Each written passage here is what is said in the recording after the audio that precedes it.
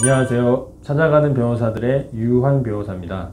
네, 오늘은 여러분들이 자주 남기시는 음식 리뷰라든지 후기, 그다음에 블로그에서 각종 글을 많이 남기시는데, 이거를 남기실 때 이게 자칫하면 악플이 돼서 형사처벌이 대상이 될 수 있습니다. 그래서 그런 걸 작성하실 때 몇 가지 주의하실 점을 말씀드리도록 하겠습니다. 먼저 그런 주의사항을 알리려면 이 악플을 처벌하는 법률에 대해서 좀 아셔야 되는데요. 이 악플에 대해서 규정한 거는 이제 정보통신망 이용 촉진 및 정보 보호에 관한 법률에서 규정하고 있습니다. 이거를 쉽게 이제 정보통신망법이라고 하는데, 거기 70조에는 이렇게 규정하고 있습니다.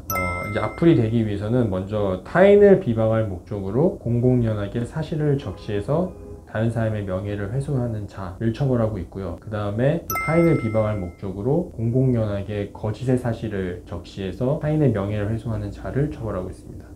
이 법 규정에서 알 수 있듯이 이 악플이 되기 위해서는 두 가지 요소가 필요합니다. 첫 번째는 이제 비방의 목적이 있어야 되고요. 두 번째는 구체적 사실을 적시해야 되는데, 이 비방의 목적은 사실 해석하는데 사실 이게 굉장히 주관적으로 해석이 되잖아요. 그래서 대법원은 이 비방의 목적을 이렇게 얘기하고 있습니다.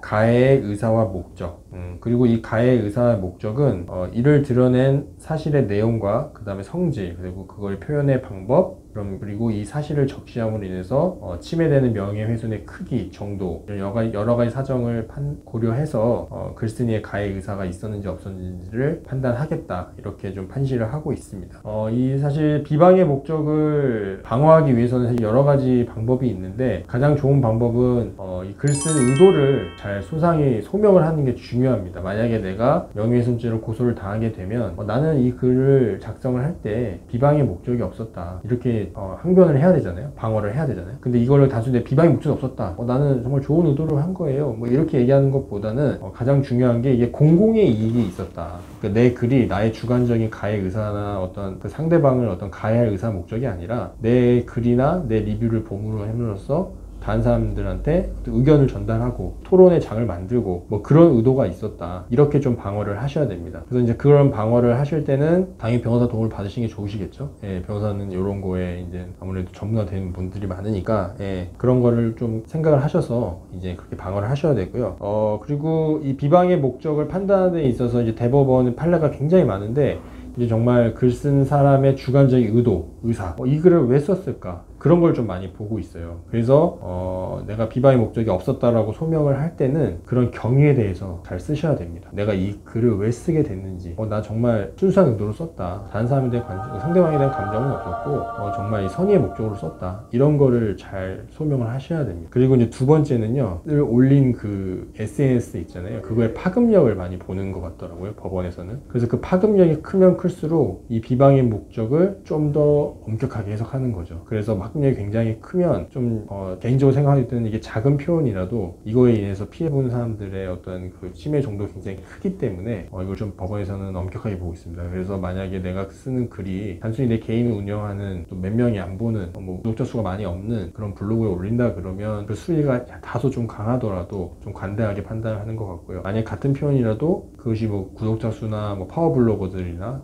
그런 분들 있죠, 유튜버 그런 분들이 하는 거는 좀 엄격하게 보는 것 같아요. 그래서 이제 그런 것도 좀 고민을 하시면서 글이나 후기를 작성하셔야 될 것 같습니다. 그리고 두 번째 구성 요소는 이제 사실의 적시입니다. 이거는 이제 아시다시피 말 그대로 사실을 적시해야지만 처벌이 돼요. 단순히 주관적인 평가, 예를 들어서 음식이 맛있다, 맛이 없다, 이 정도 평가, 이거는 처벌 대상이 아닙니다. 내가 그런 걸 아무리 남겨도 되게 저 직원 불친절해, 이 음식 좀 정말 인테리어도 별로야, 이런 거는 전혀 문제가 안 되니까요. 그런 거는 자유롭게 남기셔도 되는데, 구체적 사실, 이제 사실이라고 한 거는 진실과 거짓이 판단될 수 있는 그런 걸 사실이라고 하잖아요. 그래서 이제 그런 거를 남기면 문제가 될 수 있습니다. 예를 들어서 이 음식에 이물질이 있었다, 이 음식 서빙을 해줬는데 안 해줬다, 이런 식의 판단이 가능한 거, 그런 거를 적시하면 문제될 수 있으니까 그것도 좀 명심하시면 좋을 것 같습니다. 그 다음에 하나 더 주의하실 거는 이제 모욕죄와 구별을 좀 하셔야 돼요. 이 정보통신망법에는 모욕죄는 처벌하고 있지 않지만 우리 일반 형법, 기본 형법에서는 모욕죄를 처벌하고 있어요. 이 모욕죄는 말 그대로 모욕적인 언행을 해야 되는데 이걸 법원에서는 이렇게 얘기하고 있습니다. 구체적인 사실을 적시하지 않더라도 어떤 사람의 사회적 평가를 저하시킬 만한 경멸적인 표현을 모욕이라고 한다. 쉽게 얘기해서 심한 욕설 같은 거를 말하는 겁니다. 그래서 만약에 욕설이라든지 뭐 좀 비속어를 쓴다 그러면 그거는 구체적 사실을 적시하는 게 아니더라도 모욕죄로 처벌될 수 있습니다. 그래서 그거는 상식적으로 그렇게 하실 것 같은데 그건 좀 주의하셔야 되고요. 사실 증거 수집은 크게 문제되지 않습니다. 왜냐하면 이 SNS상의 명예훼손죄는 증거가 굉장히 많죠. 왜냐면 이게 파급력이 크기 때문에 내가 그 게시물을 못 보더라도 다른 사람이 나에 대한 명예훼손적 글을 보는 경우가 많기 때문에 그런 거를 캡처를 해 놓으시거나 사진을 찍어 놓으시거나 이러면 충분히 되고요. 증거 수집이 딱히 문제될 거는 사실 없습니다. 그래서 특히 인스타그램의 스토리 같은 경우에는 단지 이게 게시물이 오랫동안 지속되지 않고 삭제된 경우가 있기 때문에 그런 것만 좀 순간적으로 캡처를 잘 해 놓으시면 증거 수집에는 전혀 문제가 안 되고요. 고소 절차에 대해서 좀 말씀드리겠습니다.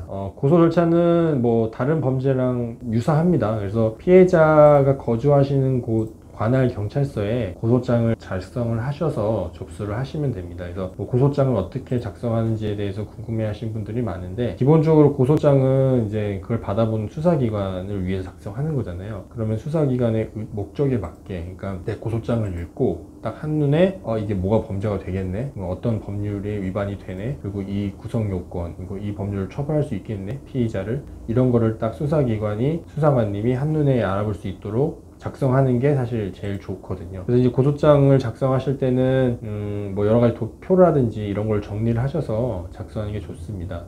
특히 이 명예훼손죄 관련돼서는 이제 범죄 일람표를 좀 작성하는 게 좋은데요. 사실 이게 치울지는 않으실 거예요. 그리고 또 이게 뭐 인터넷에 이게 잘 나와 있지 않기 때문에 고소장을 접수하시는 거와 그리고 또 고소를 진행하시면서 여러 가지 이제 문제점들이 있거든요. 그런 거를 위해서는 변호사 선임하시는 것이 좋습니다. 그래서 변호사 선임을 하시면 이제 고소장 작성에 도움을 드리는 거고, 또 이제 수사를 받으러 갈 때 변호사가 입회를 같이 하게 되면 아무래도 그 현장에서 수사 그 순간순간에 수사관이 이제 궁금한 게 좀 몇 가지가 있거든요. 그래서 수사관님이 좀 질문하는 거에 대해서 법률적으로 좀 대응을 잘 할 수 있고, 또 그런 점이 좀 도움을 받을 수 있습니다. 그래서 고소를 하시거나 고소를 당하신 분이라면 변호사 선임을 좀 생각해 보시는 게 좋고요. 그 다음에 이 명예훼손죄의 좀 특별한 점은, 이게 명예훼손죄는 반의사불벌죄라고 해서 피해자가 원치 않으면 수사기관도 범죄가 되더라도 처벌할 수 없는 좀 특별한 범죄예요. 그래서 합의 여부가 항상 문제가 됩니다. 그래서